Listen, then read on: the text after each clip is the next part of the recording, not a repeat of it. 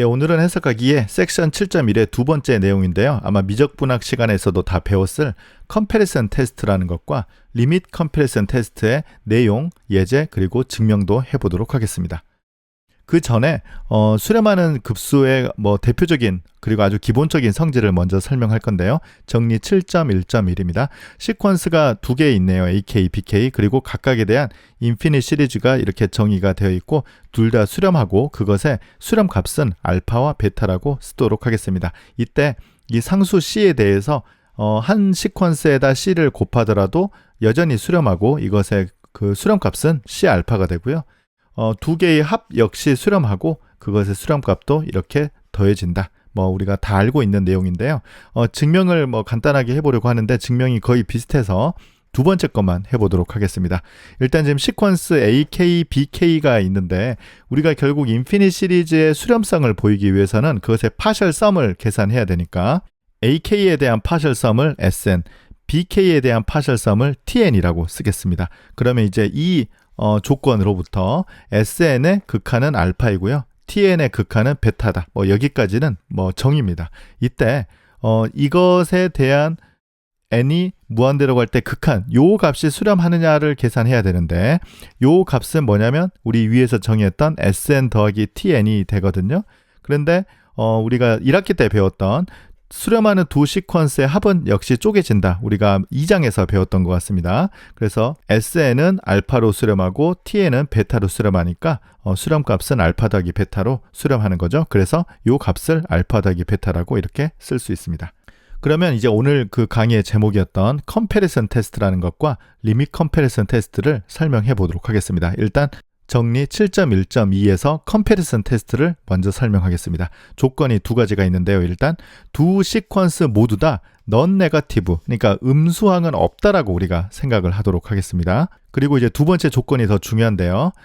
AK와 BK가 이렇게 있는데 일단 AK가 0보다 크거나 같다라고 있으니까 이건 당연한 조건이고요. 어떤 양수 M이 있고 어떤 자연수 K0이 존재해서 K가 K0보다 크거나 같은 모든 K에 대해서 AK가 이 양의 상수 M 곱하기 BK보다는 작거나 같다. 이 관계식을 만족한다는 거예요. 그래서 이 부등식이 모든 자연수에 대해서 성립해도 더 좋고 이걸 이제 우리가 사실은 충분히 큰 K에 대해서 이 부등식이 성립하면 충분합니다. 왜냐하면 우리가 수렴성을 따지기 때문에 앞에 몇 개의 항 정도는 크기가 이렇게 바뀌어도 큰 상관은 없어요. 중요한 것은 우리 코시 크라이테리언 생각하면 저 뒤쪽이 문제잖아요.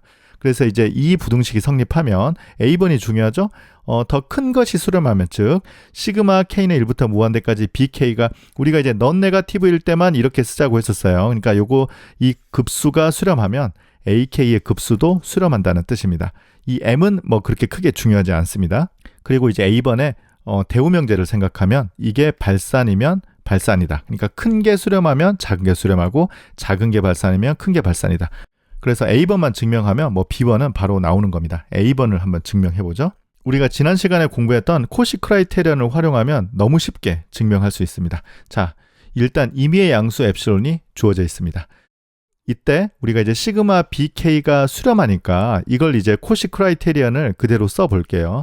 어떤 자연수 N0이 존재하는데 두 개의 파라미터 M과 N이 N0보다 크거나 같으면 K는 N 더하기 1부터 M까지 BK 원래는 여기 이제 절대값이 이렇게 있어야 되는데 전부 다 넌 네거티브니까 이 절대값은 별로 필요가 없는 항이 되겠습니다. 어쨌든 어떤 양수가 여기 오더라도 이거 우리 늘 그랬듯이 이걸 이제 선택하는 거죠. 어떤 양수가 오더라도 이 값을 우리가 줄일 수 있는 N0이 존재한다. 네, 이 부분은 사실은 우리가 지난 시간에 아주 강조했던 코시 크라이테리언입니다. 그럼 이때 우리가 이제 보이고자 하는 것은 AK가 수렴하는 거니까 요 값이 여기에서도 사실은 절대값은 필요 없어요. 요 값을 우리가 엡실론으로 이렇게 줄일 수 있으면 끝나는 거잖아요. 그래서 이렇게 만족되는 여기에 양수를 선택한다. 우리가 사실 2장부터 계속 공부했던 철학이 계속 반복되고 있습니다. 자, 이럴 때 우리가 이제 당연히 생각을 해야 되는 것은 AK라는 것은 MBK보다 작거나 같다. 이 부등식을 활용해야 되는데 모든 K에 대해서 되는 건 아니라 K가 K0보다 크거나 같은 이 K에 대해서만 성립한다라고 가정을 했었어요. 그리고 이 부등식이 성립하려면 이 파라미터들이 N0보다 크거나 같아야 되거든요. 그래서 이렇게 두 개의 인티저가 있으면 우리 어떻게 썼습니까? 2장에서 맥시멈을 취했죠. 그래서 그것의 맥시멈을 우리가 대문자 n이라고 쓰겠습니다. 그러면 두 개의 파라미터가 모두 다 대문자 n보다 크다라고 가정을 해보면 지금 이제 이 값을 우리가 줄여야 되는데 뭐 사실은 요 절대값은 필요가 없어요. 그런데 이제 요 값들이 충분히 크기 때문에, 즉 이것보다 크기 때문에 사실은 앞에서 정의했던 요 K0보다도 크거든요. 그래서 AK 대신에 M 곱하기 BK로 이렇게 바꿔주면 이 오른쪽이 더 크게 되는 거죠. 그런데 이제 이 부분은 방금 대문자 n이 요것보다 크다라고 했으니까 mn도 요것보다 크거나 같거든요. 그래서 요 부등식을 우리가 쓸 수 있어요. 그래서 우리가 이제 여기에 이제 원하는 양수를 쓸 수 있죠. 그래서 대문자 m 곱하기 원하는 양수니까 뭐 뻔하죠. 이 부분을 엡실론 나누기 대문자 m 이렇게 정의를 해주면 우리가 증명을 마무리할 수 있겠습니다. 뭐 우리가 계속 계산했던 그런 증명법입니다. 그래서 이 컴패리슨 테스트의 장점은 언제 활용을 하느냐면 우리가 어떤 시리즈가 수렴함을 보이고 싶은데 이걸 직접 계산하기가 힘든 경우에 더 큰 값을 계산했는데 요건 계산하기가 쉽다. 이제 그런 BK를 찾을 수 있으면 우리가 유용하게 활용할 수 있는 거고요. 이 두 번째는 이제 반대의 경우죠. 예를 하나 들어보겠습니다. 시그마 1 나누기 1 더하기 2의 K승입니다. 그래서 AK를 1 나누기 1 더하기 2의 K승이라고 이렇게 두도록 하겠습니다.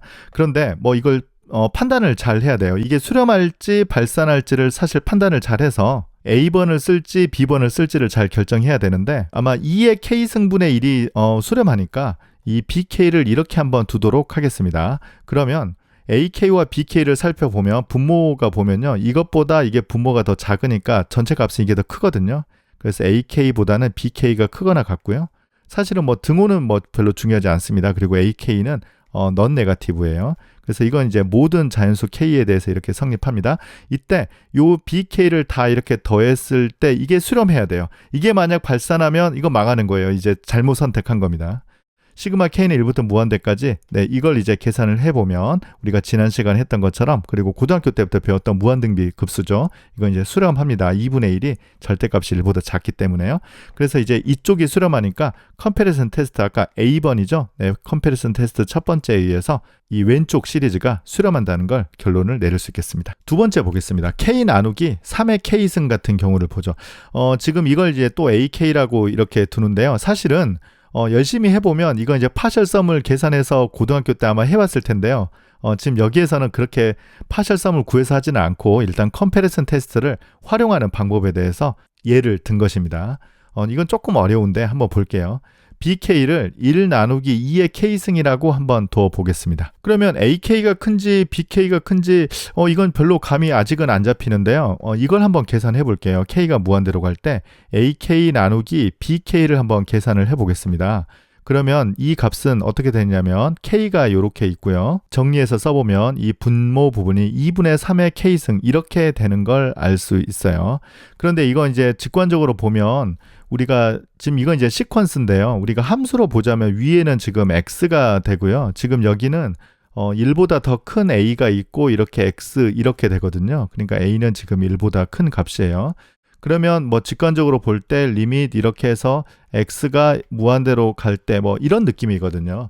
그러면 이게 이제 지수함수이고 여기는 이제 그냥 다항함수니까 우리가 미적분학 시간에 배웠을 때 요것보단 요게 증가 속도가 훨씬 크다고 배웠죠. 뭐 로피탈 정리 써보면 이거는 이제 남아있는데 그냥 1 바로 사라지니까 이거 극한값이 이제 0이 될 거다라고 우리가 추측할 수 있습니다.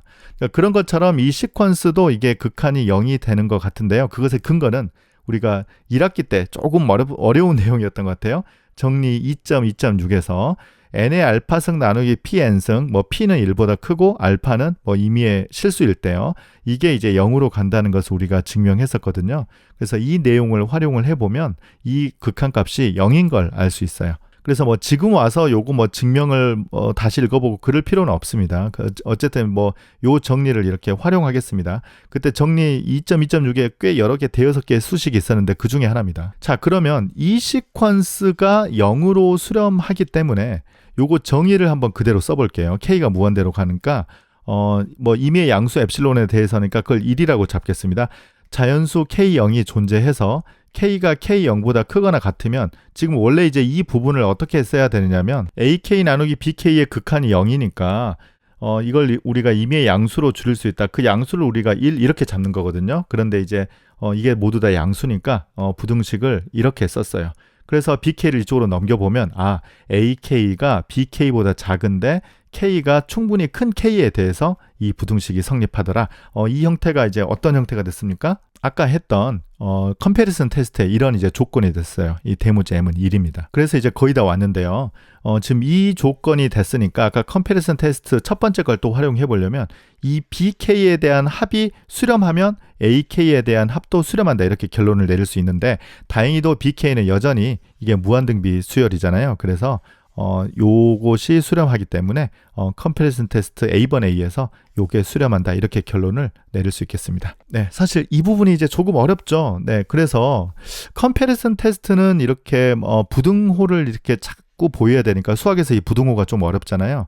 그래서 이제 그걸 보완하는 정리가 이제 두 번째 설명할 리밋 컴패리슨 테스트라는 것입니다. 그래서 이 부분은 이제 조금 어렵지만 잠깐 이렇게 받아들이고 리밋 컴패리슨 테스트로 넘어가도록 하겠습니다. 리밋 컴패리슨 테스트는 제가 이렇게 써봤는데요. 컴패리슨 테스트보다 훨씬 좋은 테스트입니다. 하지만 거의 비슷해요. 한번 설명해 보도록 하겠습니다. 정리 7.1.3입니다.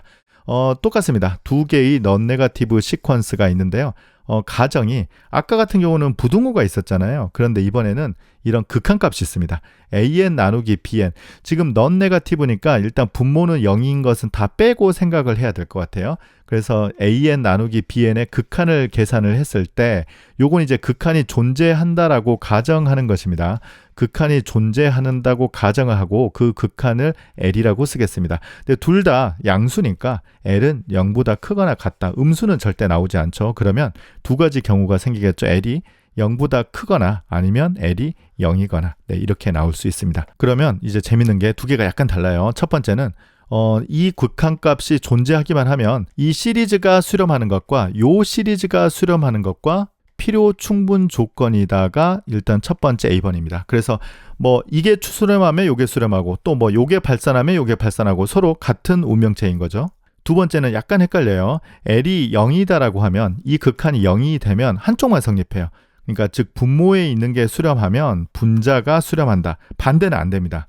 여기 보시면 AK를 K제곱분의 1이라고 두고 BK를 K분의 1이라고 두면 AK를 BK로 이렇게 나눠보면 K분의 1이니까 이 L이 0이 되거든요. 그런데 요거는 수렴하지만 요건 수렴하지 않죠. 그 인피니트 시리즈 하면요. 그래서 요거 반대는 성립하지 않습니다. 이게 조금 헷갈리는데 지금 B번 같은 거 조금 이따 증명 보면 여러분들이 쉽게 기억할 수 있습니다. 일단 A번 증명부터 보죠. 가정이 이 극한이 0보다 크다라고 했었어요. 그래서 일단 우리 지금 조건이 뭐가 있습니까? an 나누기 bn의 극한이 L이라고 했으니까 요거 그 엡실론 델타 정의를 한번 써보도록 할게요. 어떤 자연수 n0이 존재하는데 n이 n0보다 크거나 같으면 an 나누기 bn과 L의 차이를 임의의 양수로 이렇게 줄일 수 있잖아요. 그런데 아까 L이 양수라고 했기 때문에 여기 값을 우리가 2분의 1L로 이렇게 줄여보도록 하겠습니다. 그렇게 되면 이 부등식을 우리가 계산을 해보면 뭘 얻을 수 있느냐면 an 나누기 bn이 2분의 3L과 2분의 L 사이가 되는 걸 알 수 있거든요. 그런데 이제 bn이 우리가 지금 양수니까 bn을 다 곱해버리면 an은 2분의 L bn과 2분의 3L bn 사이에 오고 요거는 n이 충분히 큰 n에 대해서 항상 성립한다는 것입니다.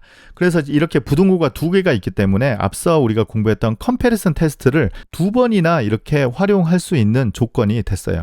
그래서 컴패리슨 테스트를 생각을 해보면 일단 이 왼쪽 부등식을 한번 봐볼게요. 지금 여기 상수는 별로 중요하지 않다고 했잖아요. 다 넌네거티브이고 그래서 요것에 대한 인피니트 시리즈가 수렴하면 요것에 대한 인피니트 시리즈가 수렴합니다. 그래서 이쪽 방향이 참인 걸 알 수 있어요. 두 번째는 이제 이쪽 그 상수는 중요하지 않으니까 이 bn에 대한 시리즈가 수렴하면 an에 대한 시리즈가 수렴한다. 즉 이쪽을 우리가 설명할 수 있습니다. 그래서 재밌죠? 요 부등식 가지고 양쪽이 이제 필요 충분 조건이다라는 것을 한꺼번에 설명할 수 있었어요. 그래서 여기서 핵심은 뭡니까? 이 L이 양수기 때문에 2분의 1 L이라는 것을 잡을 수 있어서 이게 가능했습니다. 그런데 두 번째는 L이 얼마입니까? 0이잖아요. 근데 이게 안 돼요. 여기에 양수가 와야 되니까 한번 설명해 볼게요. 임의의 양수 엡실론에 대해서 어떤 n0이 존재하는데 n이 n0보다 크거나 같으면 an 나누기 bn, 원래 이제 극한이 0이니까 이게 빼기 0이 이렇게 생략된 겁니다. 이 값을 우리가 엡실론보다 작게 할 수 있는 n0이 존재한다. 지금 불행히도 여기에 아까처럼 뭐 여기 2분의 1 L 그런 거 이제 대입을 하고 싶은데 지금 L이 0이니까 안 되잖아요. 그래서 어떤 것만 얻을 수 있느냐면 이거하고 이제 동치인 게 AN이 엡실론 곱하기 BN보다 작다, 이거밖에 얻을 수 있는 게 없어요.